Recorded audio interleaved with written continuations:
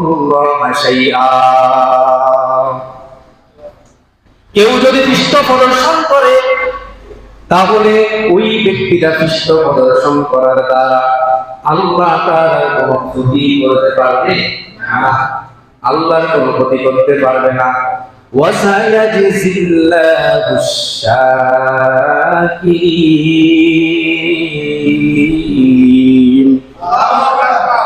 বরং আল্লাহ তাআলা শীঘ্রই কৃতজ্ঞতা জ্ঞাপনকারীদেরকে আল্লাহ তাআলা পুরস্কৃত করবেন। যারা কৃতজ্ঞ হবে, ওই রাসূল যে ইন্তেকাল করেছেন এটার উপর ইস্তেকামত থাকবে, ধৈর্য ধরবে, তাদেরকে আল্লাহ তাআলা পুরস্কৃত করবে। আর যদি ইসলামের উপর তারা অটল থাকে, আগে যেভাবে ইসলামের জন্য জীবন দিয়েছে, সংগ্রাম করেছে, রাসূলের ইন্তেকালেও যদি তারা ওইভাবেই থাকে তাহলে আল্লাহ তাআলা তাদেরকে পুরস্কৃত করবেন।